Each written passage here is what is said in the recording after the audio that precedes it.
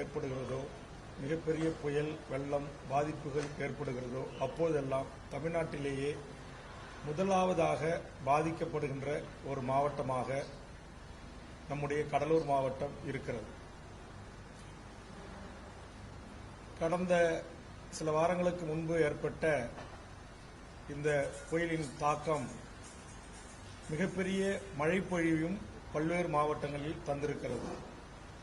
அந்த அடிப்படையில் கிருஷ்ணகிரி மாவட்டத்தில் வரலாற்றில் இல்லாத வண்ணம் ஒரு மிகப்பெரிய மழைப்பொழிவின் காரணமாக அங்கிருந்து அதுபோன்று தென்பெண்ணை உற்பத்தியாகின்ற கர்நாடக மாநிலம் பெங்களூரை ஒட்டிய பகுதியில் இருந்தும் நீர் வெளியேற்றப்பட்டு அந்த தென்பெண்ணை தன்னுடைய கொள்ளளவுக்கு மீறி வழிந்தோடியனுடைய விளைவும், அதே நேரத்தில் நம்முடைய சாத்தனூர் அணை திறந்துவிடப்பட்டதனுடைய அடிப்படையிலும் அளவுக்கு மீறிய மிதமிஞ்சிய மழைப்பொழிவு மற்றும் அணையின் நீர் திறப்பு ஆகியவை இரண்டும் சேர்ந்து அதோடு சிறு சிறு ஓடைகள், சிறு சிறு ஏரி குளங்கள் நிரம்பி உடைப்பு ஏற்பட்டு அதனால் எம்முடைய கடலூர் மாவட்டம் மிகப்பெரிய பாதிப்பை சந்தித்திருக்கிறது. குறிப்பாக என்னுடைய தொகுதி இரண்டு பக்கமும் ஆறுகளை கொண்ட ஒரு சட்டமன்ற தொகுதி.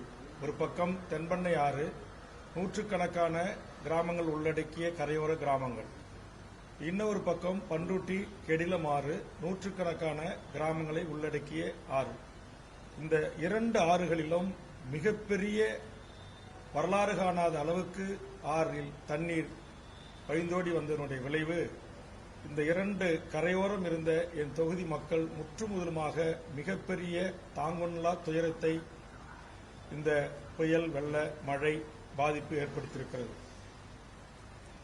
இதை குறித்து நான் கேள்விப்பட்டு சென்னையிலிருந்து புறப்பட்டு வந்து என் தொகுதி முழுக்க பல்வேறு கிராமங்களை சுற்றி பார்த்து பாதிப்புகளை புகைப்படம் எடுத்து, அதுபோன்று திருவண்ணாமலை, விழுப்புரம், பாண்டிச்சேரியின் ஒரு பகுதி, கள்ளக்குறிச்சி மாவட்டத்தின் ஒரு பகுதிகளையும் நான் சுற்றி பார்த்து புகைப்படங்களை எடுத்து, வீடியோ எடுத்து, இதையெல்லாம் ஆதாரமாக கொண்டு உடனடியாக சென்னைக்கு சென்று தமிழக சட்டப்பேரவையில் வரலாறு காணாத பாதிப்புகளை எமது கடலூர் மாவட்டம், விழுப்புரம் மாவட்டம், கள்ளக்குறிச்சி மாவட்டம், அதுபோன்று திருவண்ணாமலை மாவட்டம், கிருஷ்ணகிரி மாவட்டங்கள் பாதிப்புக்குள்ளாகி இருக்கிறது, இதோ ஆதாரம் என்பதை சமர்ப்பித்து ஒரு நாள் முழுவதும் அவையை ஒத்திவைத்து இது குறித்து விவாதிக்க வேண்டும் என்ற வேண்டுகோளை முன்வைத்தேன்.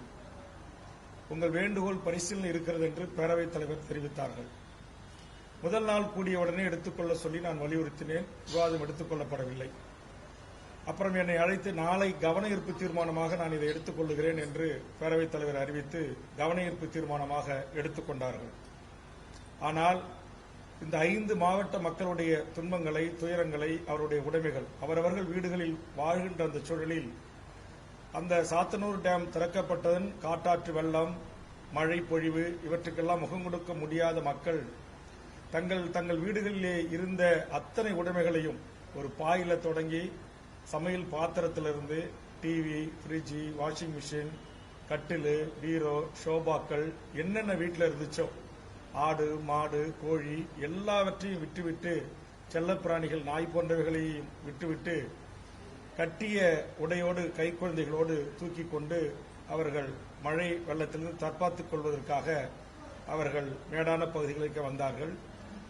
உடனடியாக நம்முடைய அரசு உத்தரவுக்கு இணங்க சில இடங்களில் சமுதாய கூடங்களிலும், என் தொகுதியில் சில பகுதிகளிலும் என் தொகுதி மக்களை பாதுகாத்து வைத்து அவர்களை சென்று பார்த்து அவர்களுக்கான உணவு, தங்குவதற்கான ஏற்பாடுகளை செய்ய சொல்லி சம்பந்தப்பட்ட நெல்லிக்குப்பம் ஆணையர், பண்ருட்டி ஆணையர், பண்ருட்டி பிடிஓ, அண்ணாகிராம பிடிஓ, துறைப்பாராட்சி செயல் அலுவலர், அதுபோன்று நம்முடைய பட்டாம்பாக்கம் செயல் அலுவலர், சேர்மன் உள்ளிட்ட மக்கள் பிரதிநிதிகளையும் வலியுறுத்தி உடனடியாக அவர்கள் தங்க வைக்கப்பட்டார்கள்.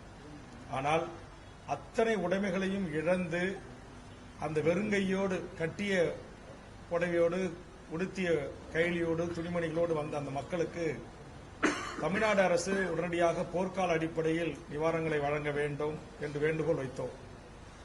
நான் வச்சது ஆரம்பத்தில் குறைந்தபட்சம் ஒரு குடும்பத்துக்கு ஒரு 25,000 கொடுங்க, விவசாய நிலங்கள் பாதிக்கப்பட்டிருந்தா ஹெக்டருக்கு குறைந்தபட்சம் 50,000 கொடுங்க. அதுபோன்று நிலையான பணப்பயிர்கள் என்று சொல்லக்கூடிய முந்திரி, பலா, மா போன்றதுக்கு ஹெக்டருக்கு அதுபோன்று தொகை ஒரு 50,000 கொடுங்க அப்படின்னு நான் கோரிக்கை வைத்திருந்தேன். ஆனால் அரசு இப்ப நிரந்தரமான பணப்பயிர்களுக்கு ஹெக்டருக்கு 22,000 பணப்பயிர்களுக்கு ஹெக்டருக்கு 17,500 அறிவிச்சிருக்காங்க. இது போதுமானது அல்ல. அதாவது நான் முதலமைச்சரை வேண்டுவது, ஒரு பெரிய இயற்கை பேரிடர் ஏற்பட்டிருக்கிறது. ஆதலால் இதில் கடலூர் மாவட்டம் எல்லா பகுதிகளிலும் ஆறு, ஏரி, குளங்களை கொண்ட ஒரு பகுதி. இப்ப நான் சொன்ன இப்ப இங்க பாத்தீங்கன்னா நம்முடைய கூவாறு, தென்பண்ணை ஆறு, அந்த பக்கம் கெடிலம் ஆறு, விருத்தாச்சலத்தை பாத்தீங்கன்னா மணிமுத்தாறு, இந்த பக்கம் பெருமாள் ஏரி, இந்த பக்கம் நேற்று வீராணம் ஏரி, இந்த 2 ஏரிகளும் திறக்கப்பட்டு இன்னைக்கு பெருமாள் ஏரி கீழ்கரை பகுதி முழுவதும் பாதிப்புக்குள்ளாயிருக்கிறது. வீராண ஏரி திறக்கப்பட்டு காட்டுமன்னார்குடி பகுதி முழுவதும் இன்றைக்கு பாதிப்பை சந்தித்திருக்கிறது. ஆக இது ஒரு பெரிய பேரிடர். அவங்க வீடுகளில் மழை வெள்ளம் போகாத பெரும்பான்மையான கிராமங்களே இல்லை என்ற நிலை உருவாகியிருக்கு. அப்ப வெள்ளம் உள்ள போகும்போது இப்ப கடலூர் முகத்துவார பகுதி, கடலூர் மாநகரத்தை ஒட்டி எல்லா வார்டுகளையும் மழைநீர் பாதிக்கப்பட்டிருக்கு. அதுவும் ஆற்றை ஓரே இருக்கிற மக்கள் வீடுகளில் மார்பளவு தண்ணி, முட்டுக்கால் மட்ட தண்ணி இருக்கு. அப்ப வீட்டில் இருந்த பொருட்கள் எல்லாம் நாசமாச்சு. சட்டமன்றத்தில் நான் சொன்னேன், ஒவ்வொரு வீட்டுக்கும் குறைந்தபட்சம் 1 லட்சம் ரூபாயிலிருந்து குறைந்தபட்சம் 10 லட்சம் ரூபாய் வரையில் அவர்களுக்கு நட்டம் ஏற்பட்டிருக்கிறது. ஆக இதையெல்லாம் அரசு கவனத்தில் கொண்டு உரிய இழப்பீடுகளை வழங்க வேண்டும் என்று நான் கோரிக்கை வைத்தேன். ஆனா முதலமைச்சர் அவர்கள் வெறும் குடும்ப அட்டைக்கு 2,000 அப்படின்னு அறிவிச்சாங்க. சரி, அறிவித்த அந்த 2,000 நாச்சும் கடலூர் மாவட்டம், கள்ளக்குறிச்சி மாவட்டம், விழுப்புரம் மாவட்டம் முழுவதுமா பாதிக்கப்பட்ட மாவட்டத்தில் இருக்கிற அனைத்து குடும்ப அட்டைதாரர்களுக்கு கிடைக்கப்பட்டதானா? இல்ல. கிருஷ்ணகிரி மாவட்டத்தில் பேருந்துகள், மகிழுந்துகள், கார்லாம் அடிச்சு செல்லப்பட்ட காட்சி பத்திரிகை ஊடகங்களை நம்ம பார்த்தோம். அதுமாரி அங்க பாதிக்கப்பட்ட எல்லா மாவட்டங்களுக்கும் வழங்கப்பட்டதுனா இல்ல. திருவண்ணாமலை மாவட்டத்தில் பாதிக்கப்பட்ட எல்லாருக்கும் வழங்கப்பட்டிருக்கானா? இல்ல. கள்ளக்குறிச்சியில இல்ல, விழுப்புரத்தில் இல்ல, கடலூர்ல இல்ல. 2 கரையோர ஆறுகளை கொண்டு கரையோரம் பாதிக்கப்பட்டிருக்கிற பண்ருட்டி தொகுதியில, பண்ருட்டி நகரத்தில் இருக்கிற சுமார் 15,000 குடும்ப அட்டைதாரர்களுக்கு வழங்கப்படல.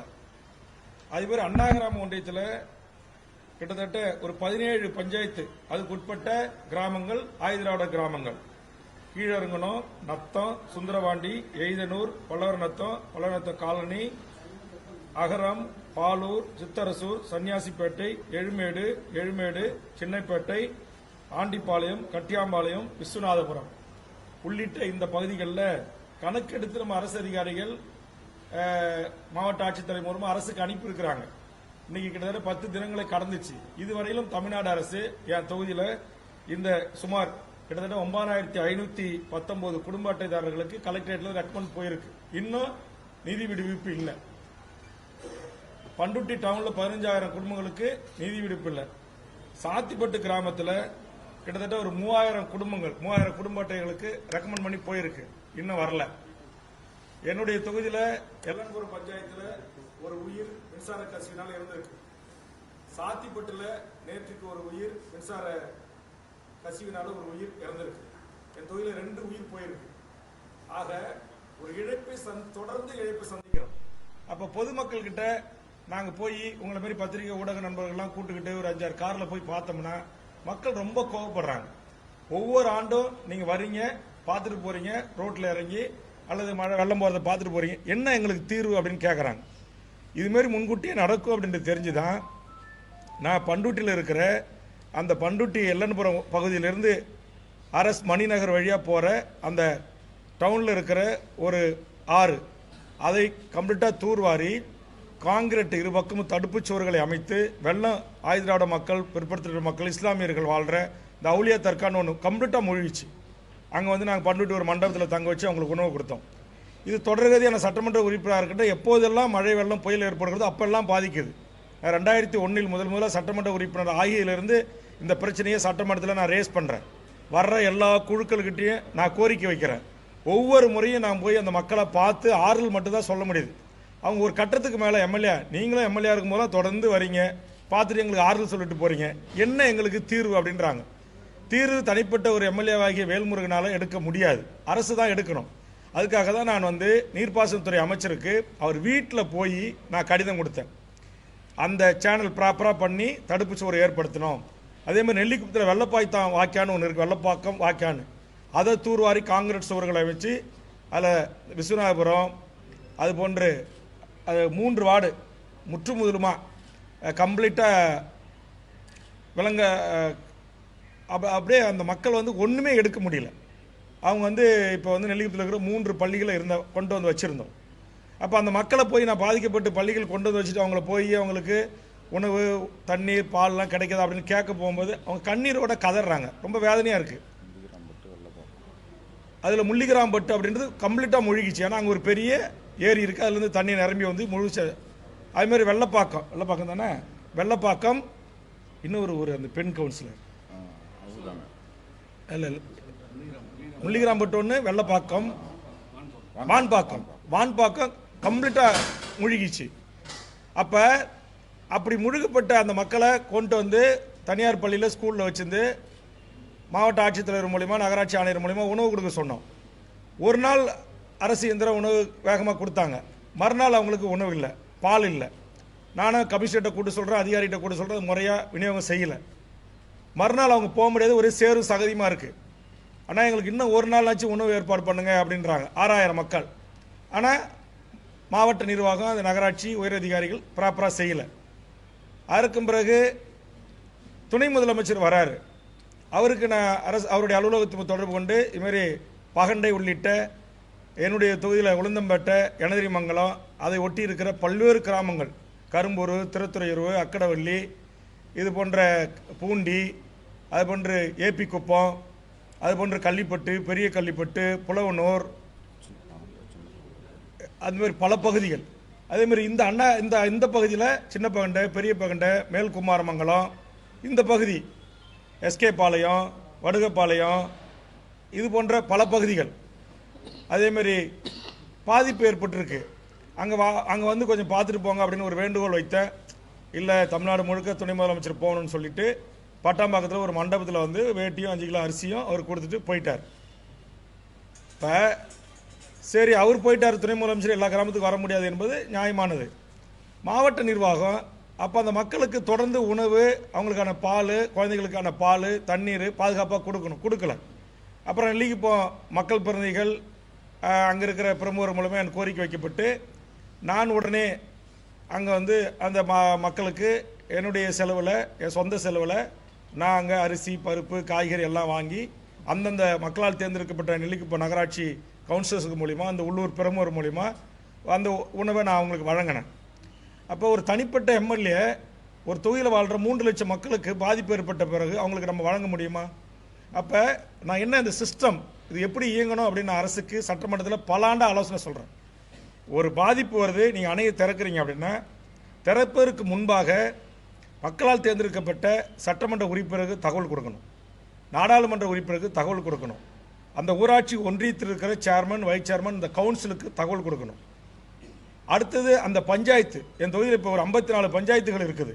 இந்த 54 பஞ்சாயத்து தலைவர்களுக்கும் தகவல் சொல்லி கரையோர மக்களை பாதுகாப்பாக உடனடியாக மக்கள் பிரதிநிதிகள் அடங்கிய குழு, வட்டார வளர்ச்சி அலுவலர், கிராம வளர்ச்சி அலுவலர், வட்டாட்சியார், துணை வட்டாட்சியார்கள், கிராம நிர்வாக அலுவலர்கள், ஆர்ஐ என்று சொல்லக்கூடியவர்கள் அனைவரோடு சேர்ந்து ஒரு குழுக்களை உருவாக்கி கூட்டு முயற்சியோடு உடனடியாக முன்னெச்சரிக்கை கூட்டங்களை நடத்தி அவர்களை பாதுகாப்பான இடங்களில், மண்டபங்களில், பள்ளிகளில் தங்க வச்சு 3 வேளையும் அவர்களுக்கான ப்ராப்பரான உணவு, பச்சை குழந்தையோடு வந்து பள்ளிக்கூடத்தில் கிடக்கிறாங்க, போத்திக்கிறதுக்கு ஒரு பெட்ஷீட் கூட கொடுக்க முடியல. இது ஒரு இயற்கை பேரிடர், கொடுக்க முடியாது. இருந்தாலும் அதற்கான முன்முயற்சிகளை திட்டமிட வேண்டியதான் ஒரு அரசனுடைய பொறுப்பு, கடமை. அதுதான் ஒரு பேரிடர் மேலாண்மை, வருவாய் மற்றும் பேரிடர் மேலாண்மை துறை அமைச்சருடைய வேலை. அந்த துறையினுடைய முதன்மை செயலாளர், துறையினுடைய நிர்வாக வருவாய் ஆணையர், இந்த மாவட்டத்தில் இருக்கிற ஆட்சித்தலைவர், டிஆர்ஓ, ஆர்டிஓ, சப் கலெக்டர் சொல்லக்கூடிய அதிகாரிகளுடைய வேலை, இந்த மாவட்டத்துக்கு நியமிக்கப்பட்ட மானிட்டரிங் ஆஃபீஸருடைய வேலை, சூப்பர்வைசர் அதிகாரியுடைய வேலை. ஆனால் எந்த அதிகாரி எந்த மக்கள் பிரதிநிதிகளையும் தொடர்பு கொள்ளவே இல்லை. நான் ஒரு சட்டமன்ற உறுப்பினர், துணை முதலமைச்சர் வராரு, புரோட்டோக்காலாக இந்த மாவட்டத்துடைய ஆட்சித்தலைவரோ, ரெவன்யூ செக்ரட்டரியோ, இல்லை மானிட்டரிங் ஆஃபீஸரோ எனக்கு எந்த தகவலும் சொல்லலை. துணை முதலமைச்சர் அலுவலகத்தில் வந்து எனக்கு சொல்லலை. இங்கே மாவட்ட அமைச்சர்கள் 2 பேரும் இங்கே வண்டியில் சுற்றி வராங்க, ஆனால் அவங்கக்கிட்ட இருந்து எந்த எனக்கு தகவலும் வரல. வேளாண்மை அமைச்சர் மட்டும் கூட்டு முதலமைச்சர் வர்றதுக்கு கொஞ்சம் நேரத்துக்கு முன்னாடி துணை முதலமைச்சர் வராரு அப்படின்னு சொன்னார். நான் என்ன கேட்குறேன், அவர் உள்ளூர் அமைச்சர்கள் அவங்க எப்பயும் விழாவுக்கு சொல்கிறாங்க, அதை விட்டுருங்க. அரசு அங்கேருந்து முதலமைச்சர் வராருன்னா அந்த தொகுதி மக்களுக்கு சொல்லணுமா சொல்லக்கூடாதா? துணை முதலமைச்சர் வராருன்னா சொல்லணுமா சொல்லக்கூடாதா? மானிட்டரிங் ஆஃபீஸ் வந்து எம்எல்ஏக்கள் எம்பிக்களை கூட்டு எது எப்படி வெள்ளத்தடுப்பு எப்படி மக்களை பாதுகாப்பலாம் அது குறித்து ஒரு கலந்துரையாடல் கூட்டம் நடத்தணுமா நடத்தக்கூடாதா? அப்போ எந்தவித ஒரு திட்டமிடலும் இல்லாததுக்கு என்னத்துக்கு பேரிடர் துறை அமைச்சர், எதுக்கு பேரிடர் துறைன்னு ஒரு துறை இயங்குது? ரொம்ப வருத்தமாக இருக்குது. ஏன் அப்படின்னா, நான் பாதிக்கப்பட்ட மாவட்டத்தினுடைய ஒரு பிரதிநிதி. நான் 2001 கால் நூற்றாண்டு காலத்திற்கு மேலாக சட்டமன்றத்தில் இந்த பிரச்சனையை குறித்து கவன ஈர்ப்பு ஒத்திவைப்பு தீர்மானம் சொல்கிறேன். இவ்வளோ பெரிய இயற்கை பேரிடர் நடந்திருக்கு. பேரவையை மழைக்கால கூட்டத்தொடரை ஒரு குறைந்தபட்சம் 10 நாளாவது நடத்துங்க அப்படின்னு கதறேன். சட்டமன்றத்தில் ஏறி நான் குரல் கொடுக்குறேன். ஒன்றும் அந்த குரலுக்கு செவி சாய்க்கலை. இது தமிழ்நாட்டுடைய வரலாற்றில் இல்லாத வண்ணம் வெறும் 2 நாள் சட்டமன்றம். எப்படி இது திமுக தேர்தல் அறிக்கையில் ஆண்டுக்கு ஒரு முறை 100 நாட்கள் நாங்கள் சட்டமன்றத்தை நடத்துவோம் அப்படின்றீங்க. இன்னைக்கு தென் மாவட்டம் மிகப்பெரிய தென்காசி, திருநெல்வேலி, தூத்துக்குடி வெள்ளத்தில் மூழ்கிட்டு இருக்கு. குற்றாலம் கரைபுரண்டு ஓடுது. தாமிரபரணி ஆண்டு ஊருக்குள்ள எல்லையோர மக்கள் பார்க்குற பகுதியில் கரைபுரண்டு ஓடுது. அப்போ இதுக்கான முன்னெச்சரிக்கை நடவடிக்கை பேரிடர் மேலாண்மை துறை எடுக்கணுமா இல்லையா? அப்போ ஒரு திட்டமிடல் இல்லாத ஏதோ ஒரு சில அதிகாரிகள் அவங்களாம் அதிகாரத்தில் உச்சத்தில் இருக்கின்ற ஒரு தந்தோண்டித்தனமாக ஒரு நிர்வாகத்தை செய்கிறாங்க. மக்கள் உயிர் பலியாகுது. பல உயிர்கள் பலியாயிருக்கு. திருவண்ணாமலை மாவட்டத்து அமைச்சரே ஒரு பத்திரிகையாளர் சந்திப்பில் சொல்லியிருக்காரு, விருதுநகர் மாவட்டத்தில் விழுப்புரம் மாவட்டத்தில் மட்டுமே 14 உயிர்கள் பலியாயிருக்கின்றது. இப்போ என் தொகுதியில் 2 உயிர்கள் போயிருக்கு. அப்போ இந்த இயற்கை பேரிடர் ஏற்பட்ட இந்த புயலுக்கு பிறகு எத்தனை உயிர்கள் தமிழ்நாட்டில் பலியாயிருக்கு விவரம் இல்லை. எத்தனை கால்நடைகள் பலியாயிருக்கு விவரம் இல்லை. எத்தனை நிரந்தர பணப்பயிர்கள் எத்தனை ஹெக்டர் பாதிப்படைந்திருக்கு இன்னும் வெளியில் வரல. அதேமாதிரி விவசாய பயிர் வகைகள் எத்தனை ஆயிரம் ஹெக்டர் பாதிப்படைஞ்சிருக்கு, அதுக்கு நிவாரணம் இன்னும் போய் சேரலை. ஆக அரசு என்பது இது உங்களுக்கு தெரியும், நவம்பர் டிசம்பர் இது மழைக்காலம். இந்த மழைக்காலத்தில் முன்னெச்சரிக்கை நடவடிக்கைகளை எடுத்து ஒன்றும் இல்லை, ஒரு பஞ்சாயத்துல ஒட்டி ஒரு 5 கிராமத்தில் வெள்ளம் வருதுன்னா அந்த பஞ்சாயத்து தலைவருக்கு தகவல் சொல்லி அவருக்கு அங்கங்கே சமுதாய கூடம் இருக்குது, இல்லை அங்கங்கே நியர்பை மேடான பகுதியில் ஸ்கூல் இருக்குது, அந்த மக்கள்கிட்ட போய் பாதுகாத்து வச்சு அவங்களுக்கு உணவு உடை பாதுகாப்பு கொடுக்க வேண்டியது பொறுப்பு. அதுக்கு ப்ராப்பராக அது சம்மந்தப்பட்ட பிடிஓ ஆஃபீஸ்லேருந்து ஒரு அதிகாரி நியமனம் செய்து அவர் அதை மானிட்டரிங் ஆஃபீஸாக அதை கண்காணிப்பார். மக்கள் உணவு இல்லை, தண்ணி இல்லை, பால் இல்லை, எந்த குறையும் கம்ப்ளைண்ட் வரக்கூடாது, மக்கள் எங்கேயும் சாலை மறியலுக்கு வரக்கூடாது அப்படின்னு முன்னெச்சரிக்கை நடவடிக்கை எடுக்கணும். இன்னைக்கு விழுப்புரம் மாவட்டத்தில் பல இடங்களில் சாலை மறியல். நேற்றுக்கு தொகுதி எம்எல்ஏ சிவகுமார் அவர் தலைமையில் சாலை மறியல். இப்போ என் தொகுதியில் நான் படித்த இந்த 17 பஞ்சாயத்துக்கும் இன்னைக்கு குடும்ப அட்டைக்கு 2000, குறைஞ்சபட்சம் 2000 கூட வரல. சட்டமன்றத்தில் நான் 10,000 கேட்டேன், இல்லை குறைஞ்சபட்சம் 6000 கொடுங்க அப்படின்னேன். அதில் ஒரு பாரபட்சம். சென்னையில் மழை வந்தால் 6000 இந்தியா சிமெண்ட்ஸ் முதலாளி வீட்டுக்கு கதவு தட்டி கொண்டு போய் கொடுக்குறாங்க. எம்ஆர்எஃப் முதலாளி வீட்டுக்கு கதவு தட்டி கொண்டு போய் கொடுக்குறாங்க. தமிழ்நாட்டுடைய ஐஏஎஸ் ஐபிஎஸ் வீட்டு கூட பாரபட்சம் இல்லாமல் குடும்ப அட்டை இருந்தால் கொண்டு போய் கதவு தட்டி கொடுக்குற அரசு. வடதமிழ்நாடு 5 மாவட்டங்கள் பாதிப்படைஞ்சிருக்கு, 3 மாவட்டங்கள் பெரும் பாதிப்பை சந்தித்திருக்கிறது. மக்கள் உயிரை கையில் பிடிச்சிட்டு மொட்டை மாடிலையும் மரத்து மேலே ஏறி உயிரை காப்பாற்றிட்டு இருக்கிறாங்க. எல்லா நீரையும் உள்வாங்குற கடலூர் தான், கடலூர் முகத்தை வரும், கடலூர் தான் கடல். கடலூர் மாவட்டத்தில் வாழ்கிற கடலூர் தொகுதியில் வாழ்கிற மக்கள் பல்லாயிரக்கணக்கான மக்கள் பாதிக்கப்பட்டிருக்காங்க. பல்லாயிரம் குடும்பங்கள் பாதிக்கப்பட்டிருக்கு, பல லட்சக்கணக்கான மக்கள் பாதிக்கப்பட்டிருக்காங்க. ஆக இதுக்கு என்ன நிவாரணம்? என் தொகுதியில் பாருங்க. அப்போ நடுவில் கரெக்டாக நாங்கள் 2 பக்கமும் ஆற்றுல மாட்டிக்கிட்டோம்.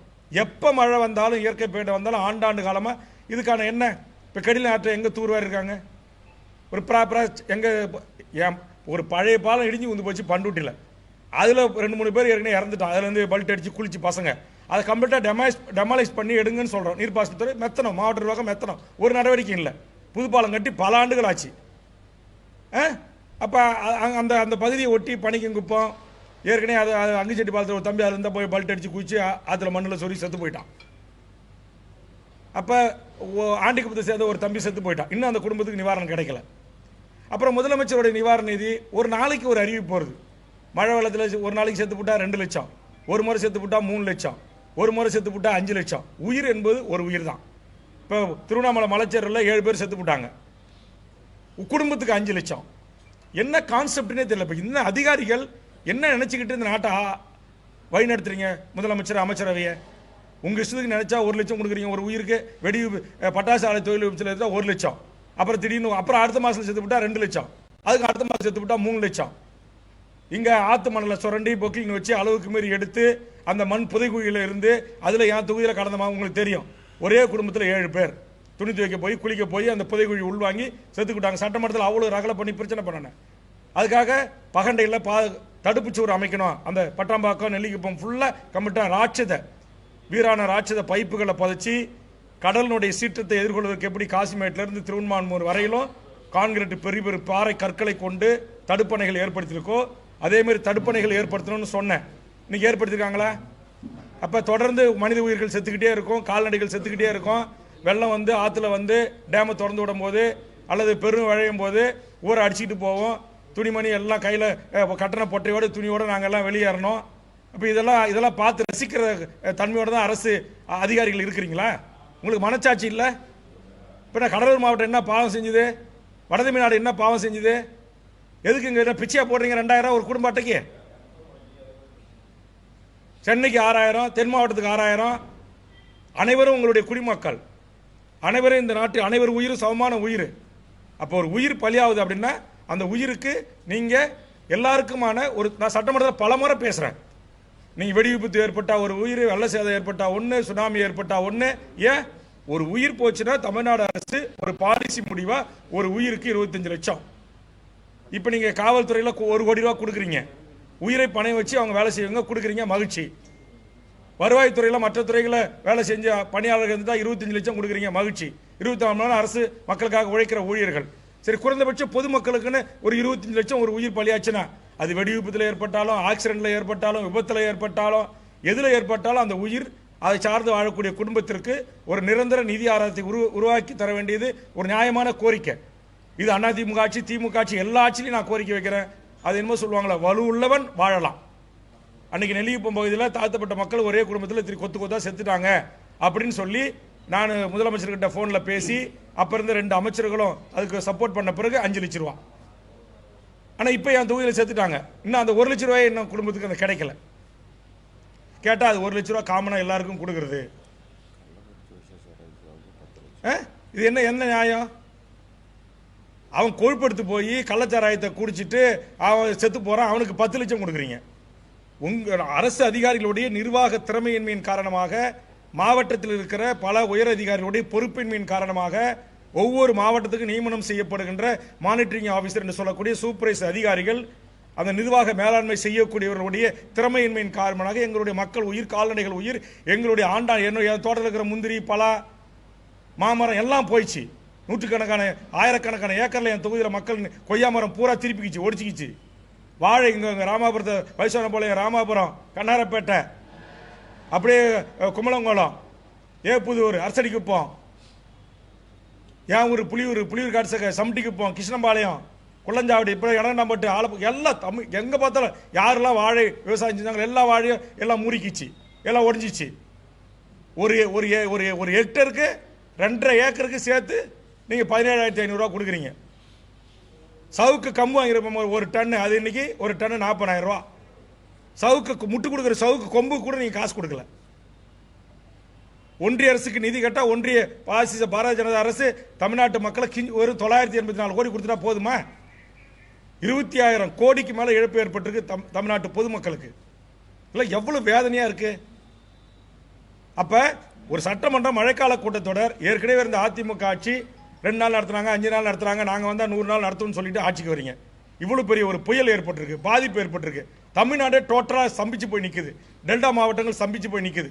ஒவ்வொரு புயல் வரும்போது 15 மாவட்டம் 20 மாவட்டம் மிகப்பெரிய பாதிப்பு சந்திக்குது.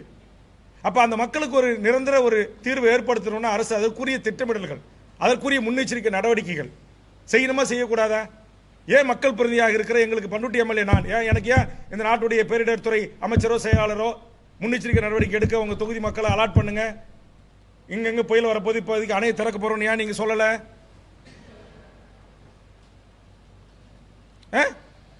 மத்திய குழு வருது தேவனாம்பட்டத்தில் தொடங்கி கம்ப்ளீட்டா கடற்கரை ஓரக்கிற கிராமங்கள், கடலூர் மாவட்டத்தில் ஒரு கடற்கரை ஓர கிராம மக்கள் மீனவர்களை போய் பார்க்கல.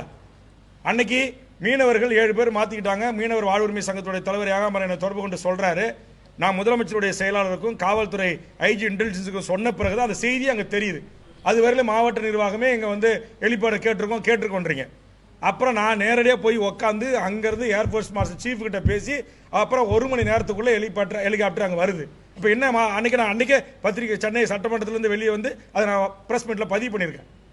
இது எல்லாம் பார்த்துட்டு இந்த கோவத்தில் தான் நான் எல்லா ஊருக்கும் போய் ஏன்னா மாவட்டம் மாநிலம் பத்திரிகை கார் படைசூழ போய் அந்த மக்களை கோவப்படுத்தக்கூடாதுன்னு சொல்லிட்டு வெறும் டிஷர்ட்டை போட்டுட்டு சாதாரணமாக போய் எல்லாத்தையும் சுற்றி பார்த்துட்டு வந்து என் வீட்டில் பண்டுட்டில் உட்காந்து இந்த மழை வெள்ளம் பெஞ்சு அன்னைக்கே ஒரு டிஷர்ட்டோட நான் லைவ் கொடுத்தேன் 1/2 மணி நேரம். அதில் எல்லா செய்திகளையும் நான் குறிப்பிட்டேன். இந்த மீனவர்கள் இப்படி அங்கே மாட்டிக்கிட்டு தத்தளிச்சாங்க, எப்படி நான் அரசு உயர் அதிகாரிகளை போய் நேராக சந்தித்து அவர்களை மீட்டு அப்படின்றத அன்னைக்கு நான் பதிவு செஞ்சேன். அப்போ என்ன பண்ணிக்கிட்டு இருக்கீங்க? நேற்றுக்கு தமிழ்நாடு துறைமுக பொறுப்பு கழகத்துடைய தலைவரை காஞ்சிபுரம் கலெக்டரேட் மீட்டிங் வர வச்சு அந்த 7 மீனவர்களை ஏன் நீங்கள் மீட்கல உடனடியா அப்படின்னு அவரை கூப்பிட்டு லெஃப்ட் அண்ட் ரைட் கேள்வி கேட்கும்போது அவர் சொல்றாரு, இல்லை சார் அவங்க நின்று இருந்த ஒரு ஜட்டி அமைப்பு அது பாதுகாப்பான இடம், அங்கே 2 இரவு காவலர் இருக்கிறாங்க, அவங்களுக்கு எல்லாம் சாப்பாடுலாம் ஆக்கி கொடுத்தாங்க. எப்படி புயல் வரதுக்கு முன்னாடி வீட்டில் வாழ்கிற நம்மகிட்டே பிரெட் இல்லை, பால் இல்லை, கரண்ட் இல்லை, மின்சாரம் இல்லை, ஸ்டவ் இல்லை, எப்படி அவர் போய் சமைச்சு 2 நாளைக்கு 48 மணி நேரத்துக்கு சோறு போட்டிருப்பாரு? இப்படி பொய்யாலாம் சொல்லாதீங்க, அவங்க மீது ஒழுங்கு நடவடிக்கை எடுக்கப்படும் சொல்லி கடுமையாக அவரை நான் வான் பண்ணேன். அப்புறம் சாரி சார்ன்ட்டு உட்காந்துட்டார். எனக்கு முதலமைச்சர் கொடுத்த ஒரு சின்ன அதிகாரம், அரசு உறுதிமொழி குழு தலைவர்.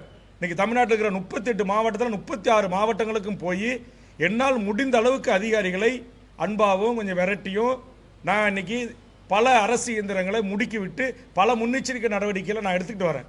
ஒரு சாதாரண ஒரு கமிட்டி ஆசிய சேர்மன் 1 வருஷம் தான் அந்த பதவி. இந்த 1 வருஷ பதவியை வைத்துக்கொண்டு தமிழ்நாடு முழுக்க இருக்கிற அத்தனை district collector and எஸ்பிஸ், police commissioners, DRO, நகராட்சி ஆணையர்கள், ஆர்டிஎம்இ, ஆர்ஜேடி உள்ள உயர் அதிகாரிகளை வைத்துக்கொண்டு நான் அவருக்கு ஆலோசனை சொல்ற சில இடங்களில் எடுத்திருக்கிறாங்க. இப்போ நேற்று தினம் காஞ்சிபுரம், இந்த நேரத்துக்கு செங்கல்பட்டு நான் கலெக்டரோடு சேர்ந்து மழை பாதிக்கப்பட்டலாம் பார்த்து அங்கே இருக்கிற மக்களுக்கு பாதுகாப்பான முன்னெச்சரிக்கை எடுக்க சொல்லி சில ஆலோசனைகளை வழங்கி கலெக்டர் அந்த ஸ்பாட்டில் உடனே சப் கலெக்டர்ஸ் அனுப்பி ஆர்டிஓ அனுப்பி டிஆர்ஓ அனுப்பி நடவடிக்கை எடுத்தாங்க. அப்போ எடுக்க முடியும். நம்முடைய அரசு இயந்திரம் அவ்வளோ வலுவானது, அவ்வளோ கட்டமைப்பு கொண்டது. சென்னையில் கோட்டையில் உட்காந்துக்கிட்டு முதலமைச்சர் ஒரு உத்தரவு போட்டார்னா அடுத்த 1 நிமிடத்தில் கன்னியாகுமரி கடற்கரை ஓர கிராமத்தினுடைய பஞ்சாயத்து தலைவருக்கும் அங்கே இருக்கிற மக்களால் தேர்ந்தெடுக்கப்பட்ட கவுன்சிலுக்கும் செய்தி பரிமாற முடியும். அப்போ ஏன் முன்னெச்சரிக்கை நடவடிக்கையாக அவங்க மதிக்கிறதில்ல? என்ன எம்எல்ஏ இப்போ கலெக்டர் ஃபோன் 9 எம்எல்ஏ தான் இருக்காங்க இந்த தொகுதியில், கடலூருக்கு 1 எம்பி தான் இருக்காங்க, 10 ஃபோன் கால் அமைச்சர் உள்பட. சார் இதுமாரி அலாட் பண்ணியிருக்கோம், ஸோ உங்களுக்கு ஆசை கலெக்டர் அந்த மாவட்டத்துடைய ஆட்சித்தலைவராக நான் தொடர்படுத்தி தகவல் சொல்கிறேன், என்னுடைய கடமை நான் சொல்லணும், ஏன் சொல்லக்கூடாது? கூட்டணி தேர்தலும் போது கூட்டணி கட்சிகளுக்கு முறையாக திமுக தலைமையிலிருந்து தகவல் சொல்கிறீங்க. அதே கூட்டணி கட்சி மாவட்ட செயலாளர் இருக்கிற மந்திரி ஆகிட்டீங்க உடனே அமைச்சருங்க பேச மாட்டாங்க. அவங்க டபேதார், அவங்க வீட்டில் வேலை செய்கிறவங்க ஃபோன் பண்ணி அமைச்சர் உங்களுக்கு சொல்ல சொன்னார், இங்கே மீட்டிங் நடக்குது. அப்போ ஓட்டு கேட்கும்போது மட்டும் நாங்கள் கூட்டணி கட்சி தலைவர், நீங்கள் அமைச்சராகி சைரன் காலில் போலீஸு அதிகாரி பட கலெக்டரோட எஸ்பியோட நீங்கள் ஸ்ட்ரைக்கிங் போர்ஸோட பாதுகாப்பாக வரும்போது உங்கள் வீட்டில் இருக்க வேலை செய்யணும், உங்கள் உதவியாளர் எங்களுக்கு தொடர்பு கொண்டு பேசுவார். ஏன்னா நீங்கள் அமைச்சருங்கள், நீங்கள் வாய் திறந்தா உங்களுக்கு பிரிஸ்டேஜ் பிரச்சனை ஆகிடுமா? இந்த மாவட்டத்துக்கு வருகை தந்த எந்த அமைச்சர் நேரடியாக இந்த 9 தொகுதியினுடைய எதிர்கட்சியோ ஆளுங்கட்சியோ கூட்டணி கட்சியோ சட்டமன்ற உறுப்பினர்களை தொடர்பு கொண்டு நாங்கள் இங்கே ஆய்வுக்கு வரோம், ரெவியூ மீட்டிங்கு வரோம், இல்லை என் துறையின் சார்பாக பிரச்சனைகளை பார்ப்பதற்கு நாங்கள் வருகிறோம், இல்லை என் துறையினுடைய ஒரு நிகழ்ச்சி திட்டத்தை தொடங்கி வைக்க வருகிறோம் அப்படின்னு எந்த அமைச்சர் சொல்லியிருக்கீங்க? அப்போ என்ன பதவி வந்த உடனே உங்களுக்கு எங்கேருந்து வருது இந்த அதிகார போதை? இன்னும் 1 வருஷம் கட்சி எங்கே வரணும்? மக்களை சந்திக்க தான் வரணும். அதை நீங்கள் முழுசாக மறந்துடுறீங்க. சரி, அமைச்சர்கள் தான் அப்படி மறக்கிறாங்க அப்படின்னா அதிகாரிகள் இன்னைக்கு அப்படி தான் இருக்கிறாங்க. எந்த ஒரு ரெவன்யூ செக்ரட்டரி, பேரிடர்மை மேலாண்மை ஆணையர், இதுக்காக அமைப்பு கட்ட மானிட்டரிங் ஆஃபீஸு ஒருத்தர் கூட ஒரு தொகுதியுடைய சீனியர் எம்எல்ஏ, ஒரு கூட்டணி கட்சி தலைவர் என் தொகுதிக்கு வந்து என்னை அழைச்சிட்டு போய் எங்கெங்க உங்களுக்கு பாதிப்பு ஏற்பட்டிருக்கு, எந்தெந்த கிராமத்தில் பிரச்சனை இருக்கு அப்படின்றத குறித்து ஒரு வார்த்தை கேட்கல, ஒரு வார்த்தை பேசல. என் தொகுதிக்கு வந்த அமைச்சர்கள் ஒரு இன்டிமேஷனும் கிடையாது. நானா எங்கள் கட்சி பொறுப்பாளர்களை அனுப்பி, எங்கள் மாவட்ட செயலாளர்களை அனுப்பி, ஆனந்த் அனுப்பி, சுரேந்திர அனுப்பி, லெனின் அனுப்பி, இந்த கண்ண கவுன்சில் அனுப்பி, அருள் மக்கள் பிரதரை விட்டு நீ எங்கேயாச்சும் அந்த கடற்கரை வர மக்களுக்கு ஏதாவது ஒரு புளியோர தயிர் சோறு போடு, அருள் நீ ஏதாச்சும் போடுற மக்கள் பாவம் கையேந்தி நிற்கிறாங்க. இதெல்லாம் ரொம்ப ரொம்ப வருத்தமாக இருக்கு. அப்போ ஒரு நிர்வாக திறமை உள்ள அதிகாரிகள் இருந்தும் அந்த அதிகாரிகள் முறையாக இந்த மக்களுக்கான சேவை ஆற்ற இந்த மிகப்பெரிய மழை வெள்ளத்தில் அவர்கள் அந்த கடமையை செய்ய தவறியிருக்கிறார்கள் என்பதை என் கடலூர் மாவட்டத்தினுடைய மக்கள் அனைவருக்கும் தெரிய வேண்டும். இந்த பத்திரிகை ஊடக சந்திப்பின் ஊடாக தமிழ்நாடு முதலமைச்சர் அவர்களின் காதுகளுக்கு இந்த செய்தி போக வேண்டும். இனியாவது என் கடலூர் மாவட்டத்தை என்எல்சி திறந்து விட்டா என்எல்சி சுத்தி இருக்கிற கிராமம் பாதிக்கப்படுது. எங்க இந்த மாவட்டத்து மக்களை நீங்க கேட்க எப்படி நீங்க வந்து இன்னைக்கு பாதி குடும்பத்துக்கு கொடுத்து பாதி குடும்பத்துக்கு கொடுக்காம இருக்கலாம்? என்எல்சி தனி வெளியேற்றி பூரா கிராமம் சேர்த்து தப்பு அங்க இருக்கிற அதை சுத்தி இருக்கிற எல்லா கிராமமும் பாதிக்கப்படுது. அதே மாதிரி வீராணை திறந்து விட்டா சுத்தி இருக்கிற 2 தொகுதி பாதிக்கப்படுது. அதே மாதிரி இங்க பெருமலை ஏரி திறந்து விட்டா பூரா நூற்றுக்கணக்கான கடற்கரை ஓர வரைக்கும் எல்லா கிராமமும் பாதிக்கப்படுது. இங்க இந்த பக்கம் கெடிலாறு, இந்த பக்கம் தென்மணியாறு. உங்களுக்கு பத்திரிகை நண்பர்களுக்கு தெரியும்ல, கடந்த அதிமுக ஆட்சியும் சரி இப்ப திமுக ஆட்சியும் சரி நூற்றுக்கணக்கான கோடி பெருமலை ஏரியை தூர்வாரணும், வீராணத்தை தூர்வாரி கலையை பரப்படுத்தணும்னு சொல்லிட்டு நூற்றுக்கணக்கான கோடி மக்களுடைய வரி பணத்தை ஊழல் செய்து கொள்ளையடித்துக் கொண்டார்கள் அதிகாரிகள் துணையோட. இதை வந்து கமிட்டிக்கே பொதுமக்கள் குற்றம் சாட்டினாங்க. நான் அஷூரன்ஸ் கமிட்டியில் வந்து கலெக்டர் தலைமையில் இதை ஒரு ரிப்போர்ட் ரெடி பண்ணி எனக்கு கொடுங்க அப்படின்னு கேட்டு போனேன். அந்த கலெக்டர் மாறிட்டார். அப்ப மக்களுடைய வரிப்பணம் யாருக்கு செலவிடப்படுகிறது? தனியார் பெரும் கார்பரேட் கான்ட்ராக்ட் முதலாளிகளுக்கா? இதையெல்லாம் கேட்டா உடனே நாங்கள் வேல்முருகனுக்கு எந்த நிகழ்ச்சிக்கும் தகவல் சொல்ல மாட்டோம். வேல்முருகன் கலெக்டரேட் நீங்க இருக்க பத்திரிகையாளருக்கு தெரியும். அந்த நிகழ்ச்சி நேரில் பாருங்க. ஒரு கூட்டணி கட்சி எம்எல்ஏக்கள் அல்லது சீனியர் எம்எல்ஏக்கள் எந்த ஒரு சீனியாரிட்டி பின்பற்றது இல்லை. ஆளுங்கட்சி எம்எல்ஏ பேரை ஃபர்ஸ்ட் போட்டுப்பாங்க, சேர் அவங்களுக்கு அவங்க மந்திரி கலெக்டர் பக்கத்தில் போட்டுப்பாங்க. ஏன் நான் கலெக்டரேட் மீட்டிங்கில் எந்த அமைச்சருடைய கூட்டத்தில் கலந்து கொள்ளலை? ஒரு சீனியர் எம்எல்ஏ நான் பார்த்து ஓட்டு கேட்டு தான் இங்கே பல எம்எல்ஏக்கள் வெற்றி பெற முடியும்னு இருக்கிற எம்எல்ஏக்கள் எனக்கு சுயமரியாதை இருக்குது, தன்மானம் இருக்கு இல்லையா? தேர்தல் நேரத்தில் நாங்கள் கூட்டணி கட்சி தலைவர் முதலமைச்சர் பக்கத்தில் உட்கார வைப்பீங்க, 2வது சீட்டு போடுவீங்க, 3வது சீட்டு போடுவீங்க, அமைச்சருங்க பக்கத்திலே உட்கார வச்சுப்பீங்க. தேர்தல் முடிஞ்ச உடனே புரட்டக்கால வந்துடும் உங்களுக்கு. உங்கள் ஆளுங்கட்சி கடலூர் எம்எல்ஏ அந்த நெய்வேலி எம்எல்ஏன்னு பக்கத்தில் உட்கார வைப்பீங்க. துண்டறிக்கையிலும் அரசனுடைய விழாக்கள்லையும் பிஆர்ஓ கேட்டால் மேலெடுத்து உத்தரவு. எந்த மேலிடம்? ஏன் அந்த மேலிடம் அந்த தவறு என்ன திருத்தலை இது வரைக்கும்? அப்போ என்ன நினைச்சிட்டு இருக்கிறீங்க? இதற்கெல்லாம் கண்டிப்பாக தேர்தல் நேரத்தின் போது மக்கள் எதிர்வினை ஆற்றுவார்கள். இதையெல்லாம் மக்கள் பார்த்துக்கிட்டு இருக்கிறாங்க. அதனால மாண்புமிகு முதலமைச்சர் உங்க மேல எனக்கு ஒரு நபர் மீது நம்பிக்கை இருக்கிறது. உங்க காதுக்கு உண்மையான செய்தி வர மறுக்குது. அதிகாரிகள் உங்க காதுக்கு இங்க தமிழ்நாட்டில் நடக்கிற நிலவரங்களை சொல்ல மறுக்கிறாங்க. பல தவறுகள் நடக்குதுங்க, பல தவறுகள் நடக்குது. அதுல ஒரு செய்தி உங்ககிட்ட பகிர்ந்துக்கணும். என்னுடைய மாவட்டத்தில் இருக்கிற எல்லா தொழிற்சாலைகளையும் இன்னைக்கு மஞ்சள் நோட்டீஸ் போட்டு மூடிட்டு அந்த தொழிற்சாலை முதலாளிகள் ஒரு ஏக்கர் 5000 10,000 வாங்கின கெம்பிளாஸ்ட் இன்னைக்கு அங்க இருந்த கிட்டத்தட்ட 150 ஏக்கரை ஒரு ஏக்கரை 10 கோடிக்கு பிளாட் போட்டு விற்கிறான். இதை தொடர்ந்து எம்எல்ஏ இருக்கிற வரையில் நான் சட்டமன்றத்தில் பேசி தடுத்து வச்சிருந்தேன். இங்க இருக்கிற அதிகாரிகள் லஞ்சம் வாங்கிக்கிட்டு ஆட்சியாளர்கள் துணையோட அதை பிளாட் போட்டு வித்துருக்கிறான். நான் சட்டமன்றத்தில் கவன ஈர்ப்பு தீர்மானம் கொடுத்துருக்கேன், ஒத்திவைப்பு தீர்மானம் கொடுத்துருக்கேன், தடுத்து நிறுத்த முடியல. அதே மாதிரி மருங்கூரில் டேனக்ஸ்னு ஒரு நிறுவனம், அதுவும் 120 ஏக்கர், அது பஞ்சமி நிலம். அந்த ஏழை எளிய தாழ்த்தப்பட்ட மக்கள் கிட்ட உங்களுக்கு வீட்டுக்கு ஒருவருக்கு வேலை தரணும் அப்படின்னு சொல்லி அந்த காலத்தில் வாங்கி அதை ஃபர்ஸ்ட் இண்டஸ்ட்ரியல் ஒரு நிறுவனம் தொடங்குறான். அவன் கொஞ்ச நாள் அதை மூட்டு போயிடுறான். அப்புறம் டேனக்ஸ்னு ஒருத்தன் வாங்குறான், அவனும் கொஞ்ச நாள் நடத்திட்டு அதை மூடிட்டு போறான். வேலை செஞ்ச மக்களுக்கு எந்த இழப்பீடும் கிடையாது, எந்த இழப்பீடும் கிடையாது. இன்னைக்கு அங்கே ஏக்கர் 10 கோடி ரூபா நெய்வேலி பிரதான ரோட்டில். இப்போ இதை நான் தடுத்து நிறுத்தி வச்சிருக்கிறேன். சென்னையில் இருக்கிற ஒரு அதிகாரி, அவர் பேரு ஊரக வளர்ச்சித்துறை ஆணையர் பொன்னைய ஐஏஎஸ். அந்த ஐஏஎஸ் அதிகாரி பண்ருட்டினுடைய பிடிஓ அவர்களையும் இந்த மாவட்டத்தினுடைய ஏடி ரூரல் டெவலப்மெண்ட் டிஆர்டினுடைய டைரக்ட் பிடி சென்னைக்கு அழைத்து அவருடைய சேம்பரில் வச்சு மிரட்டி கையெழுத்து வாங்குறார். மக்களால் தேர்ந்தெடுக்கப்பட்ட என் கட்சியினுடைய பஞ்சாயத்து தலைவர், அந்த மருங்கூர் பஞ்சாயத்து தலைவர் இருக்கிறாங்க, அவங்க தான் அந்த பிளாட்டுக்கு ஒப்புதல் தரணும். இது பஞ்சமி நிலம் அப்படின்றதால அவங்க தர மறுத்துட்டாங்க. அப்ப சட்டத்தை வளைக்கிறாங்க, மாத்தி பிடிஓவுக்கு அதிகாரம் இருக்கு, டிஆர்டிக்கு அதிகாரம் இருக்கு, நீங்க இதை வந்து பிளாட் நிலமா மாத்தி எங்களுக்கு அப்ரூவல் கொடுங்கன்னு சொல்லி இதுக்கு ஊரக நகரமைப்பு துறை துணை இயக்குனர், அப்ப இருந்த துணை இயக்குனர், அப்ப இருந்த பிடிஓஸ் அதிகாரிகள் எல்லாரும் உடந்தையா இருந்திருக்கிறாங்க. இன்னைக்கு அதை கண்டுபிடிச்சு தமிழக சட்டமன்றத்தில் அந்த பொன்னையா என்கிற ஐஏஎஸ் அதிகாரி, ஊரக வளர்ச்சித்துறை அதிகாரி மீது உடனடியாக அவரை பணியிலிருந்து பணி நீக்கம் செய்யணும்னு சொல்லி முதலமைச்சர் கையில் நான் லெட்டர் கொடுத்துருக்கேன். முதலமைச்சர்கிட்ட போய் சட்டமன்றத்தில் அவர் மேலே பிரிவிலேஜ் எடுத்திருக்கிறேன். ஐஏஎஸ் ஐபிஎஸ் தப்பு செஞ்சால் விட்டுடலாமா? ஐஏஎஸ் ஐபிஎஸ் எந்த பெரிய கொம்பனாக இருந்தாலும் தவறு செய்தால் தவறு தான். அது சட்டத்தின் முன் தண்டிக்கப்பட வேண்டும் என்று நெஞ்சுரத்தோடு இன்னைக்கு சட்டமன்றத்தில் ஒற்றையாளா நின்று நான் போராடி கொண்டிருக்கிறேன். ஆக நான் வந்து சக ஐஏஎஸ் அதிகாரியை பிரிவிலேஜ் கொண்டு வரேன். ஏற்கனவே ஒரு மாவட்ட ஆட்சித்தலைவர் சட்டத்தை கையில் எடுத்துக்கொண்டு அதிகார துஷ்பிரயோகத்தில் ஈடுபட்டார். அவர் மீது பிரிவிலேஜ் கொண்டு வந்து அப்ப இருந்த தலைமைச் செயலாளர் ஈரையன்பு அவர்கள் கடுமையான நடவடிக்கை எடுத்தார். அதனால இந்த ஐஏஎஸ் ஐபிஎஸ் லாபி இருக்கு பாருங்க, வேல்முருகன் நம்முடைய பொழப்புல மண்ணலி போடுறான் அப்படிங்கிறதுக்காகவே சில அதிகாரிகள், ஊழல் செய்கிற அதிகாரிகள், நேர்மையான நியாயமான லஞ்சம் வாங்காத அதிகாரிகள் அத்தனை பேருமே என்னுடைய உண்மையான மக்களுக்கான வாழ்வுரிமை போராட்டத்தில் சட்டத்தின் துணை கொண்டு சட்டத்தோடு என் பக்கம் நிற்கிறாங்க. ஆனால் இந்த லஞ்சம் வாங்குற அதிமுக ஆட்சியிலையும் அதிகாரியாக இருந்து தப்பு பண்ணி ஊழல் பண்ணிக்கிறான், திமுக ஆட்சியிலையும் வந்து கீ போஸ்டிங்கில் உட்காந்துக்கிட்டு லஞ்சம் வாங்கி ஊழல் பண்ணுறாங்க. எவ்வளோ பெரிய அநியாயம் நடக்குது, அக்கிரமம் நடக்குது. இதெல்லாம் முதல்வருக்கு தெரியுதா இல்லையா? இதையெல்லாம் பத்திரிகை ஊடகத்தின் வாயிலாக முதலமைச்சருக்கு உளவுத்துறையின் மூலமாக எடுத்து சென்று இங்கே ஒரு தீர்வு கிடைக்கணும்.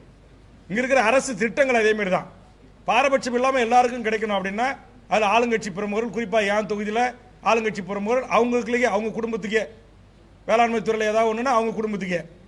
இப்போ என்ன பொதுமக்கள்லாம் எங்கே போவாங்க? ஒரு ஸ்ப்ரேயர் வழங்குறது முதல் கொண்டு, ஒரு டிராக்டர் வழங்குறது முதல் கொண்டு பொதுமக்களுக்கு இல்லைன்னா அப்புறம் என்ன? வெள்ள பாதிப்பில் அது மாதிரி இந்த நான் சொன்ன இந்த 17 பஞ்சாயத்தில் பெரும்பான்மை அதிமுக பிரசிடென்ட்டுகள் அவங்க இப்போ சாலை மறியல் பண்ண போகிறேன் எம்எல்ஏன்றாங்க. நான் கூட்டு பேசி சாலை மறியலாம் வேண்டாங்க, நான் முதலமைச்சர்கிட்ட பேசியிருக்கேன், சட்டமன்றத்தில் பேசியிருக்கேன், உயர் அதிகாரிகள்கிட்ட பேசியிருக்கேன், கண்டிப்பாக உங்களுக்கு நிவாரணம் பெற்றுத்தரேன், சாலை மறியலாம் வேண்டாம் அப்படின்னு சொல்லி நான் இன்றைக்கு பாதுகாத்து வச்சிருக்கிறேன். இப்போ இந்த மாதிரியான நிர்வாக சீர்கேடு செய்கின்ற துறை அதிகாரிகள், ஊழலுக்கு துணை போகிற துறை அதிகாரிகள் மேலே மாண்புமிகு தமிழ்நாடு முதலமைச்சர் இரும்பு கரம் கொண்டு மிக மிக கடுமையான ஒரு நடவடிக்கை மேற்கொள்ள வேண்டும். இல்லை என்று சொன்னால் மிகப்பெரிய ஒரு போராட்டத்தை தமிழக வாழ்வுரிமை கட்சி முன்னெடுக்கும் என்பதை இதன் மூலமாக நான் தெரிவித்துக் கொள்கிறேன். இதுக்காக தான் பத்திரிகை ஊடக நண்பர்களை நான் அழைச்சேன். நன்றி, வணக்கம். ஏதாவது கேள்வி இருக்கா?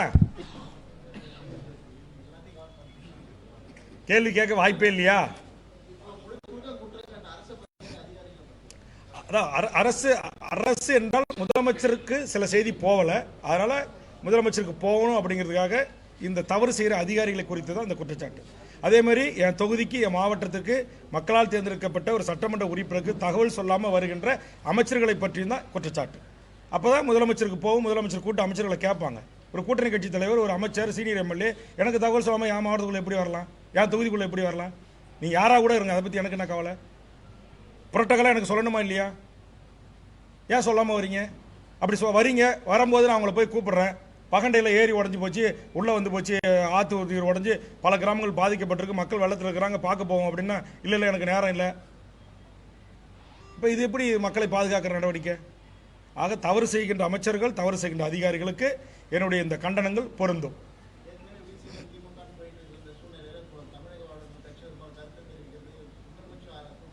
கூட்டணிக்கு இதுக்கு சம்பந்தம் இல்லைங்க. இது வந்து ஒரு பேரிடர், மிகப்பெரிய பாதிப்பு ஏற்பட்டிருக்கு. இந்த பாதிப்பில் ஆண்டாண்டு காலமாக நம்ம மாவட்டம் பாதிக்கப்பட்டோம். நீங்கள் பாதிக்கப்படலை? இங்கே இருக்கிற எத்தனை பத்திரிகையாளர் வீட்டில் யார் வீட்லையும் தண்ணி வரல? அப்புறம் உங்கள் வீடு எவ்வளோ பாதிக்கப்பட்டிருக்கு? அந்த மக்களை போய் வெறுமனே எம்எல்ஏ நான் போய் பார்த்து, கண்ணதாசன் வீடு பாதிக்கப்படல, யார் வீடு இங்கே பாதிக்கப்படல சொல்லுங்கள்? சும்மா வெறுமனே இப்போ போய் பகண்டை வாங்க, திருக்கண்டேஸ்வரம் வாங்க, கள்ளிப்பட்டுக்கு வாங்க, புலவனூருக்கு வாங்க அப்படின்னு மக்கள் கூப்பிடுறாங்க. போய் வெறுங்கையோட என்ன பண்ணுறது? சரி, அப்படியே இருந்தாலும் 3 லட்சம் மக்களுக்கு வேல்முருகன் ஏற்கனவே மழை வெள்ளத்தில் தான் பண்ருட்டி வீட்டை மார்வாடி கிட்ட விற்று செலவு பண்ணி மக்களுக்கு நிவாரணம் வழங்கிட்டேன். இப்போ விற்கிறதுக்கு என்கிட்ட வீடும் இல்லை. எதை விற்கிறது? நான் இன்னும் மார்வாடி கிட்ட விற்ற வீட்டை என்னால் மூக்க முடியல. அப்போ நான் என்ன சொல்ல வரேன்னா, ஒரு குறைந்தபட்சம் ஒரு ஆறுதல், ஒரு வர்ற அமைச்சர்கள், தொகுதி எம்எல்ஏ உங்கள் தொகுதி தான் பாதிக்கப்பட்டுன்னு சொல்கிறாங்க, வாங்க, எந்த ஊர் பாதிக்கப்பட்டிருக்கு, எந்த பஞ்சாயத்து பாதிக்கப்பட்டிருக்கு, வாங்க போய் பார்க்கும். இது தடுப்பு நடவடிக்கை என்ன? குறிப்பாக இன்னொன்று சொல்கிறேன், இந்த அரசூரில் நான் தொடர்ந்து எம்எல்ஏ ஆனதுலேருந்து விவசாயிகளை கூட்டிட்டு போய் சொல்கிறேன், அங்கே ஒரு பெரிய அணை கட்டி ஷட்டர் போட்டு முறையாக அந்த நீரை மலட்டார் வழியாக திருப்பி விடணும். அதே மாதிரி எந்தெந்த ஆறு ஏரி, சிறுகிராமம் உள்ளிட்ட நத்தம் உள்ளிட்ட ஆறு ஏரி குளங்களை நிரப்புற சிஸ்டம் உருவாக்கணும் அப்படின்னு படித்து சொல்கிறேன். அந்த விவசாய மக்களோடு சேர்ந்து சொல்கிறேன். ஆனால் ஒரு காலத்திலேயே என்னுடைய கருத்தை ஏற்றுக்கவே இல்லை. என் கருத்தை கூட்டாலும் ஏற்றுக்கின்னு இதெல்லாம் பண்ணியிருந்தாங்கன்னா நம்முடைய மாவட்டமே பாதிச்சிருக்காது. 70 கோடி ரூபாயில் ஒரு ப்ரொபோசல் ரெடி பண்ணி துரைமுருகன் அண்ணங்கிட்ட கொடுத்து, அவர் நம்முடைய Sandeep Saxena chief secretary, additional chief secretary பொறுப்பு அவர்கிட்ட கொடுத்து பட்டியலில் சேர்க்க சொல்லிட்டார். ஆனால் அவரு பட்டியலில் சேர்த்து அறிவிப்பில் இடம்பெற நேரத்தில் அதை தடுத்த சக்தி யாரு? அதோட இன்னொரு பெரிய கொடுமை, ரத்த கொதிக்குதுங்க. என்எல்சிக்காக பல்லாயிரக்கணக்கான மக்களை திரட்டி தொடர்ச்சியாக போராடி வெறும் 10 லட்ச ரூபா இருந்த சிஎஸ்ஆர் ஃபண்டை தினமணி சீனு, சங்கர், நம்ம வீரகுமார் போன்ற சீனியர் ரிப்போர்ட்டர்ஸ்லாம் தெரியும். 10 லட்சம் ரூபாய் நம்முடைய சிவா போன்றவங்களுக்கு தெரியும். எத்தனை போராட்டங்களை நடத்தி 10 லட்சம் ரூபாய் இருந்த சிஎஸ்ஆர் ஃபண்டை இன்னைக்கு 100 கோடியா கொண்டு வந்த 100 கோடி நிதியை சிஎஸ்ஆர் ஃபண்டில் யார் பிரிச்சுக்கிட்டா? யாருடைய தொகுதிக்கு போயிருக்கு? போராடுறது நாங்க, குண்டாசு வாங்குறது நாங்க, தேச விரோத சட்டம் வாங்குறது நாங்க, என்எல்சி சேர்மனை முற்றுகையிட்டு தேச விரோத வழக்கு வாங்கி சிஎஸ்ஆர் ஃபண்டை உயர்த்தின உடனே நீங்க எல்லாம் ஆளுங்கட்சி பிரமுகர்கள் பிரிச்சுப்பீங்க, உங்க தொகுதி வளர்ச்சிக்கு எடுத்துட்டு போவீங்க. எப்பயும் நாங்க வெள்ளத்தில் அடிச்சுட்டு போய் சாகணும். இப்போ இதெல்லாம் என்னத்துக்கு? அப்போ இதெல்லாம் நேர்மையா எல்லா தொகுதிக்கு ஈவனா பாதிக்கப்பட்ட மக்களுக்கு பிரிச்சு கொடுக்கறதுக்கு ஒரு நிர்வாக திறமை இல்லைன்னா அப்புறம் என்னத்துக்கு அரசு நிர்வாக இயந்திரம்? சொல்லுங்க. அப்படிதான் நான் கேட்டேன். இது எல்லாத்தையும் இந்த சிஎஸ்ஆர் ஃபண்டில் என் தொகுதிக்கு இதெல்லாம் பண்ணி கொடுங்க.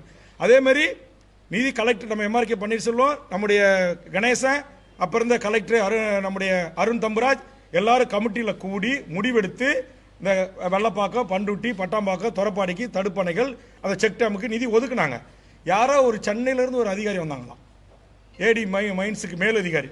அந்த அம்மா ஒரு பெண் அதிகாரி. நான் அவங்கள ஒன்றும் பெண் அதிகாரி தான் ரொம்ப மரியாதையோடு பேசுகிறேன். ஒரு மக்களால் தேர்ந்தெடுக்கப்பட்ட ஒரு மினிஸ்டர் ஆஃப் கவுன்சில் கூடி கலெக்டரேட்டில் பத்திரிகையாளர் நீங்கள் எல்லாரும் வந்திருந்தீங்க. அதில் நானும் காரசாரமாக கோரிக்கை வச்சு கோச்சிக்கிட்டேன். 3 ஆண்டா ஒதுக்கல, கடைசி ஆண்டு 4வது ஆண்டு தான் எனக்கு அந்த நிதி ஒதுக்குனாங்க.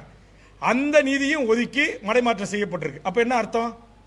என்னுடைய தொகுதிக்கு நான் போராடி என்எல்சி, உங்க அரசாங்க நிதி இல்லை, தமிழ்நாடு அரசு நிதி இல்லை, என்எல்சி நிதி. அந்த என்எல்சினுடைய அந்த சிஎஸ்ஆர் நிதியிலையும் அந்த மைன்ஸ் ஃபண்டையும் ஏன் பாதிக்கப்பட்ட நெல்லிக்குப்பம், பட்டாம்பாக்கம் பகுதிக்கு நான் கேட்கின்ற போது அதுக்கு ஒத்துக்கிட்டு கமிட்டியில் அப்ரூவ் கொடுக்கப்பட்டதை ஒரு தனிப்பட்ட ஒரு ஐஏஎஸ் அதிகாரி எப்படி ரத்து செஞ்சாங்க? அந்த தனிப்பட்ட அதிகாரிகள் மீது தமிழ்நாடு அரசு யார் நடவடிக்கை எடுக்கல? அந்த அதிகாரம் அந்த ஐஏஎஸ் அதிகாரிக்கு யார் கொடுத்தா? அப்ப ஐஏஎஸ் அதிகாரி, ஐபிஎஸ் அதிகாரி வானத்தை வந்து குதிச்சவங்களா? 2 அமைச்சர், கலெக்டர்ஸ், 9 எம்எல்ஏக்கள் கூடி ஒரு மீட்டிங்ல, அதான் கமிட்டி, தலைமைச் செயலாளர் தமிழ்நாடு அரசால் நியமிக்கப்பட்ட 2 அமைச்சர், இத்தனை எம்எல்ஏக்கள் கூடிய கமிட்டி. அதாவது ஐயப்பன், நான், சபா, விருத்தாச்சலம் எம்எல்ஏ எல்லாரும் கூடி முடிவெடுத்து அதை வந்து பாதிக்கப்பட்ட மழை வெள்ளத்தில் பாதிக்கப்பட்ட அந்த பகுதிகளுக்கான அடிப்படை வசதிகளுக்கு பிரிக்கப்பட்டது. பள்ளிக்கூடத்துக்கு, சாலைக்கு, செக் டேமுக்கு, தடுப்பணைகளுக்கு. ஆனா இன்னைக்கு அந்த நிதி எங்க போயிருக்கு? யாருடைய தொகுதியில் செலவிடுறீங்க? மாண்புமிகு முதலமைச்சர் அவர்கள் இதையெல்லாம் கூட்டு ஒரு ஆய்வுக்கு உட்படுத்தணும். நம்முடைய டிஸ்ட்ரிக்ட் கலெக்டருக்கு ஒரு வேண்டுகோள் வைக்கிறேன்.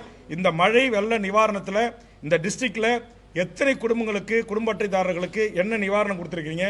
எத்தனை குடும்ப அட்டைதாரர்களுக்கு பாதுகாப்பான இடத்துல கொண்டு வந்து வச்சு சொந்த தமிழ்நாடு அரசு செலவில் அவர்களுக்கு உணவு எத்தனை வேலை வழங்கிருக்கீங்க? உணவு அரசு செலவில் வழங்குறத வேற ஒருத்தர் கிளைம் பண்றாங்கன்னு ஒரு குற்றச்சாட்டு இருக்கு. ரெண்டாவது, யாராச்சும் இப்போ என்எல்சியோ அல்லது இப்போ என்ன தனிப்பட்ட முறையில் நான் வழங்கின மாதிரி பல நல்ல உள்ளங்கள் உணவு கொடுத்துருக்காங்க. அதை அங்கே இருக்கிற அரசு அதிகாரிகள் அரசு செலவில் வழங்கினதா பில் கிளைம் பண்ணிக்கிறாங்க. கொரோனாவிலும் இந்த தவறு நடந்துச்சு, இப்பயும் இதுமாரி தவறு அப்போ மழை வெள்ளம் வரும்போது இது வந்து மக்களுடைய வரி பணத்தை யாரோ சில பேர்களுக்கு தவறான ஊழல் செய்கிற, லஞ்சம் செய்கிறோம், வாக்கிரிசி போடுறதுக்கா இந்த இயற்கை பயன்படுத்திக் கொள்வது?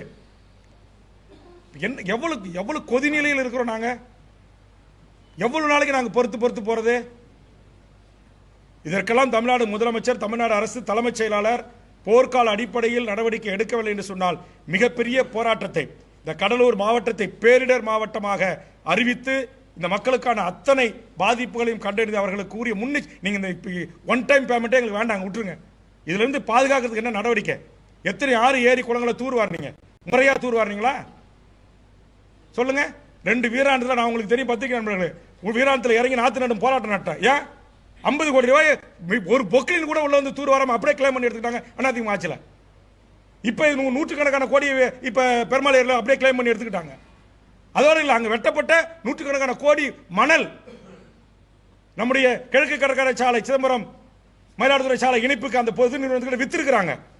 இதை கண்டுபிடிச்சு பத்திரிகை நண்பர்கள் வெளியில கொண்டு வந்து அதை நான் கமிட்டிக்கு வந்த போது அங்க இருக்கிற விவசாய பாசன சங்க தலைவர்கள் கடிதமாக என்கிட்ட கொடுத்தாங்க. அதன் மீது நடவடிக்கை எடுத்து அந்த பணத்தை ரெக்கவர் பண்ண சொல்லி அன்றைக்கு தமிழ்நாடு நடமாடும் சட்டப்பேரவை குழு பரிந்துரை செய்த அந்த டிஸ்ட்ரிக்ட் கலெக்டருக்கு அந்த கோப்பு அப்படியே இருக்கு. கலெக்டர் தான் மாறி இருக்கிறாரு. என்ன நடவடிக்கை சொல்லுங்க? பஞ்சமி இடத்து 120 ஏக்கரை பிளாட் போட்டு விற்கிறதுக்கு அந்த பஞ்சாயத்து மக்களால் தேர்ந்தெடுக்கப்பட்ட பஞ்சாயத்து தலைவர், பஞ்சாயத்து துணைத் தலைவர், அந்த கவுன்சிலர் ஒப்புதல் தரன உடனே அந்த கவுன்சிலை சஸ்பெண்ட் பண்ற முயற்சியில் இறங்குறாங்க அதிகாரிங்க. அந்த பஞ்சாயத்து கிளர்க்கை சஸ்பெண்ட் பண்ற முயற்சியில் இறங்குறீங்க. அதை எனக்கு கேள்விப்பட்டு நான் தடுத்து நிறுத்தி வச்சிருக்கிறேன். இப்ப சரி, அவங்க ஏத்து போடாப்பட்டா நான் போடுறேன்னு சொல்லி ஒரு டிஆர்டி ஆணையரே தன்னுடைய சேம்பருக்கு 2 பெண் அதிகாரிகளை தனியாக அழைத்து சேம்பரில் விட்டு மிரட்டி அவங்க மயக்கம் போட்டு ஒரு அதிகாரி அங்கே வீழ்ந்திருக்கிறாங்க. கையெழுத்து வாங்கியிருக்கீங்க அப்படின்னா ஆதாரம் என்கிட்ட இருக்கு. அப்படிப்பட்ட அதிகாரி எப்படி தமிழ்நாடு அரசு இவ்வளவு பெரிய மிக உயர்ந்த துறையில் ஊரக வளர்ச்சித்துறை ஆணையரா எப்படி பனகல் மாளிகை சைதாப்பேட்டையில் அமர வச்சிருக்கு? நான் முதலமைச்சருக்கு கடிதம் கொடுத்து இன்னைக்கு ஒரு வாரம் ஆச்சு, ஏன் என்ன நடவடிக்கை எடுக்கல? இதே நிலைமை நீடித்தால் மாண்புமிகு தமிழக முதலமைச்சரே, உங்களுடைய பெயருக்கும் உங்களுடைய புகழுக்கும் உங்களுடைய அரசுக்கும் மிகப்பெரிய களங்கத்தை ஏற்படுத்துகின்ற ஒரு சில கருப்பாடுகளை உடனடியாக நீங்கள் களைய வேண்டும் என்பதுதான் என் வேண்டுகோள். நன்றி, வணக்கம்.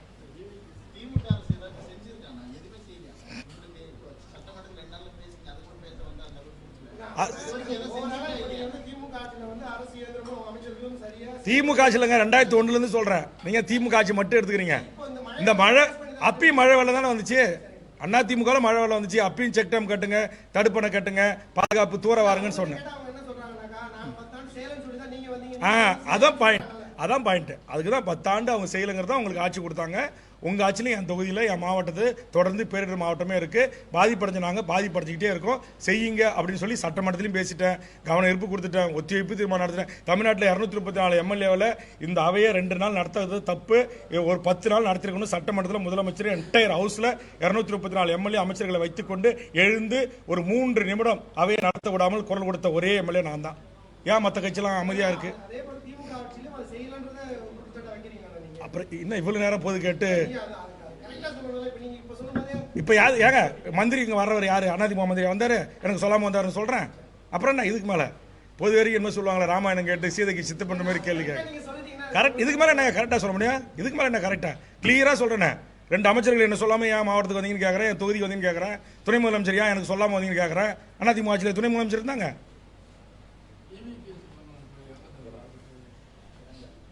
பெரியாரின் பேரன், காங்கிரஸ் கட்சியின் பேர் இயக்கத்தின் தலைவராக இருந்தவர், நாடாளுமன்ற உறுப்பினராக இருந்தவர், என்னோடு சட்டமன்ற உறுப்பினராக பணியாற்றிய ஒருவர் இன்றைக்கு உடல்நிலை பாதிக்கப்பட்டு உயிரிழந்திருக்கிறார். அதற்கு தமிழக வாழ்வுரிமை கட்சியின் சார்பாக என்னுடைய ஆழ்ந்த இரங்கலை பதிவு செய்கிறேன். நன்றி.